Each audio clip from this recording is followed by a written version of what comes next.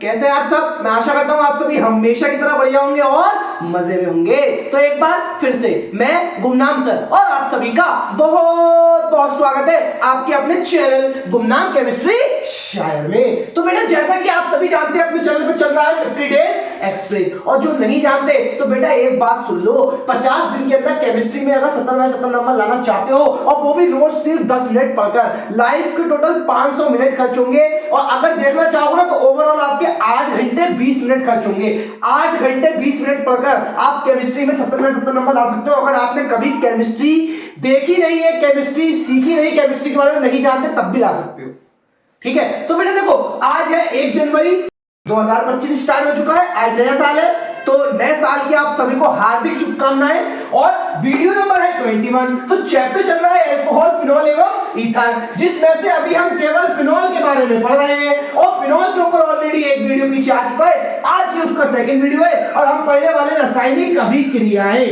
Phenol की वो रासायनिक अभिक्रियाएं जो पेपर में 101% आएंगी, गारंटीड आएंगी। मोहर लगा लो इस चीज पर कि आएंगी ही आएंगी। अब आप इसे रासायनिक अभिक्रियाएं कह लीजिए या कह लीजिए। तो देखो यार फालतू की बातें करते हैं, बाद में कॉपी और पेन लेकर बैठ जाइए और फिनॉल की अभिक्रियाओं को जल्दी से चुपके से सीख लेते हैं।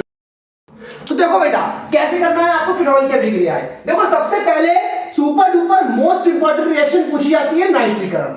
बहुत ज्यादा पूछा जाता है, इस बार भी गारंटीड आएगा। देखो नाइट्रीकरण जो होता है ना 2 प्रकार से होता है। कितने प्रकार से? 2 प्रकार से होता है। एक होता है तनु तथा ठंडे HNO3 के साथ क्रिया, एक होता है शांत तथा गर्म HNO3 के साथ क्रिया। अगर वो आपसे केवल नाइट्रीकरण बोलता है दोनों में से कोई सा भी लिख सकते हो, लेकिन अगर वो बोल दे तनु तथा ठंडे या शांत तथा गर्म तो आपको चॉइस यही इस्तेमाल करना पड़ेगी। देखो अगर वो तनु तथा ठंडे के साथ बोलता तो आप कैसे करोगे? देखो रिएक्शन तो ये लिखी जाएगी पेपर में, लेकिन ये आई कहां से तो उसे समझने के लिए पहले हम NFP का इस्तेमाल करते हैं, नोट फॉर पेपर।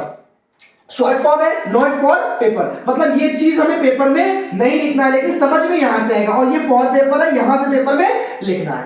देखो क्या होता है जब नाइट्रीकरण होता है इसका तनु तथा ठंडे HNO3 के साथ, तो ठंडे का कैसे लिया है? देखो क्या करेंगे, एक फिनॉल का अणु लेंगे, फिनॉल का एक ऑर्थो वाला H, जो बंदे नहीं जानते ऑर्थो मेटा पैरा, तो बेटा ये देखो ये होता है ऑर्थो, ये होता है मेटा, ये होता है पैरा, ये मेटा ये ऑर्थो, और इस पर कोई भी समूह जुड़ा होता है।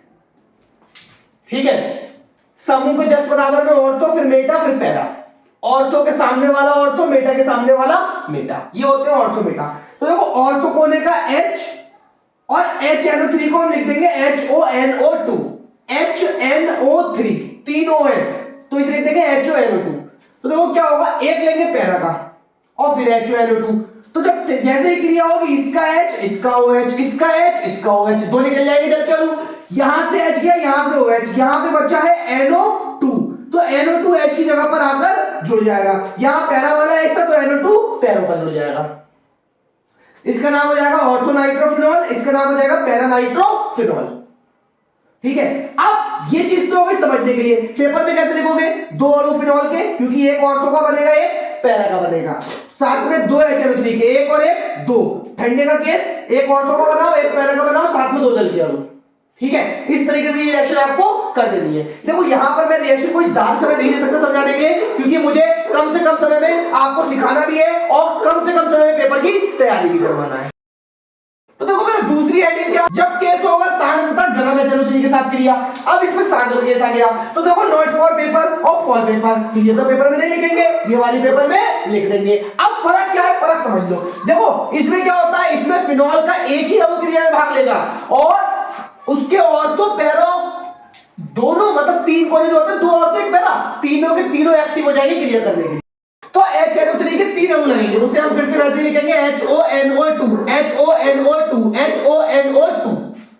भैया फिर से इसका H, इसका OH, इसका H, इसका OH, इसका H, इसका OH, 3 निकल रहा है क्या जल के अणु, तो ये हमने 3 जल के अणु लिख दिए प्लस।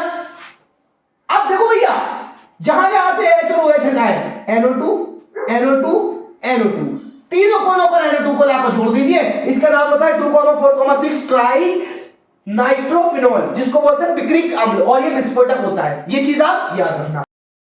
अब यही रिएक्शन आप ना याद रखना गर्म और शांत H2SO4 की उपस्थिति में करानी है आपको, और फॉर पेपर में क्या करना है, देखो सुन लो, देखो फिनॉल का एक अणु लगा ना, 3 अणु लगे इसके, तो 3 अणु इसके लिख देना और सामने ले जाके ये बना देना।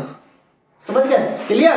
पहली रिएक्शन हो गई। मैं साइड में जाता हूं बस कुछ सेकंड के लिए, जल्दी से इसे नोट करो फिर दूसरी सीखते हैं। देखो यहीं से एक टॉपिक, एक रिएक्शन और बनती है, ब्रोमीन जल के साथ क्रिया। अब देखो ब्रोमीन जल के साथ क्रिया कैसे करवाओगे। देखो यहां पर देखो, हमें ब्रोमीन जल लेना है, मतलब जलीय ब्रोमीन लेना है, तो हम पहले चीज तो इसको हटा देंगे सबको, ठीक है, इसको हटा देंगे, HNO3 को भी हटा देंगे, यूं करके हटा दिया, ठीक है, तो इसके NO2 समूह भी हटा देंगे। देखो मैं ऐसा इसलिए कर रहा हूं, मैंने पूरा इरेज इसलिए नहीं करा कि आप चीज को समझ सको कि आपको करना क्या है, सब हटा दिया हमने, ठीक है। अब देखिए आप ध्यान समझिए, इसको भी हटा दो, इतनी चीज हमारे काम की है। इसी रिएक्शन में दूसरी रिएक्शन हो जाएगी। आपने लिया Br2, आपने लिया Br2, आपने लिया Br2, और Br2 है कैसा, जलीय। तो भैया हमने 3 अणु लिए Br2 के, और Br2 है कैसा, जलीय, ये लिख दिया हमने जलीय। अब देखो बेटा, इसका एक H, इसका Br, इसका H, इसका Br, इसका H, इसका Br, 3 निकल गए क्या, HBr, हल्के से निकाल दिए। अब तीनों Br 2 है, तो एक एक Br तो बचा है ना, कि नहीं बचा है, तो एक एक Br जो बचा है वो उस H की जगह पर जाकर जुड़ जाएगा, तो एक Br, दूसरा Br, तीसरा Br, नाम वही रहेगा 2,4,6 ट्राई, नाइट्रो की जगह आ गया ब्रोमो, तो हो जाएगा ब्रोमो फिनॉल। और याद रखना ये होता है सफेद अवक्षेप, बहुत ज्यादा पूछी जाती है ये रिएक्शन भी, सफेद अवक्षेप। नोट कर लो, फटाफट से नोट करो फिर अगली सीखते हैं।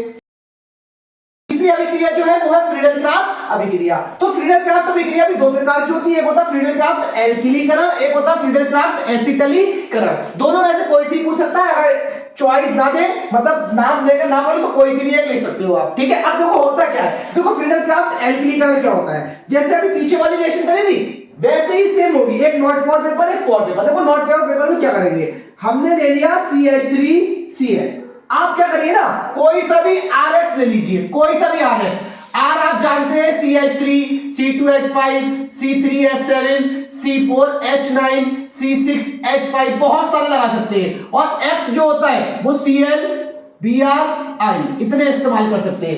तो इसमें से कोई सा भी एक R लीजिए, उसके साथ इन तीनों में से कोई भी एक जोड़ दीजिए। जो मेरे प्लेलिस्ट देखते चले आ रहे हैं वो इन चीजों के बारे में अच्छे से जानते होंगे, अगर आपने नहीं देखा तो यार आप भी पीछे जाकर देख लो, तभी तो मजा आएगा सारे क्लासेस लाइन से देखने में। अब देखो बेटा क्या होगा, बेटा इसका H और इसका Cl, इस तरीके से दूसरा अणु इसका लिखो CH3Cl, तो इसका ये वाला H और ये वाला Cl, निर्जल Cl3 की उपस्थिति रखना है फ्रीडल-क्राफ्ट अभिक्रिया में, तो 2 तो निकल जाएंगे क्या, HCl। अब जहां से Cl और H हटे CH3 बचा है, तो CH3 को उस कोने पर लाकर जोड़ दो, इसका यहां से H गया, यहां लाकर जोड़ दो, समझ गया। नाम हो जाएगा ऑर्थोमेथिल फिनॉल, पैरामेथिल फिनॉल। अब इसको पेपर में कैसे लिखोगे, 2 अणु फिनॉल के और 2 अणु मेथिल क्लोराइड के, उपस्थिति निर्जल AlCl3 की, एक ऑर्थो का एक पैरा का, साथ में 2HCl, बस हो गई रिएक्शन। इतना आसान होता है रिएक्शन को समझना। मैं एक को दूसरे को इरेज इसीलिए नहीं कर रहा फुल, कि आप दोनों में फर्क समझ सके कि फर्क क्या है, बस थोड़े से चेंजेस करना है, अगली रिएक्शन हो जाती है। यहीं पर हुआ, नोट करो आप, नोट हो गई। अब देखो सिंपल से क्या करना है, आपको करनी है फ्रीडल-क्राफ्ट एसिटिलीकरण। देखो जो अभी हमने ये करा था, अब इसमें हम थोड़ा चेंजेस करते हैं, एसिटिल क्लोराइड ले लेते हैं CH3COCl,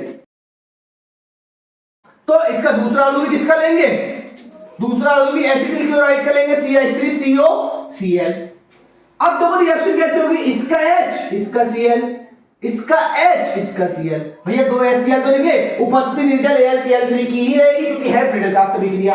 बचा क्या है, CH3CO, Cl गया है CO का, तो ये CO को पहले जोड़ो, फिर CH3, यहां पे CO CH3, हो गया काम। अब आपको ये चीज पेपर में लिखना है तो यहां पे क्या कर देंगे, CH3COCl, तो जो यहां पे ये आपको जुड़ा था, एक अणु COCH3 यहां जोड़ देना, एक अणु COCH3 यहां जोड़ देना, ये आपकी दोनों फ्रीडल-क्राफ्ट अभिक्रिया हो गई। समझ में आया है तो लाइक ठोको, नहीं तो वीडियो को रोको और एग्जिट कर जाओ। मैं साइड पे जाता हूं, जल्दी से इसे नोट कर लो, फिर मैं आपको कुछ अभिक्रियाएं और सिखाता हूं, नोट करो आप। देखो बेटा बस ये 2 रिएक्शन और करना है, फिर आज का वीडियो समाप्त करते हैं, फिर बाकी सीखेंगे अगले वीडियो में। देखो रायमंड-टीमैन अभिक्रिया, या हिंदी में कह लीजिए रीमंड-टीमैन अभिक्रिया।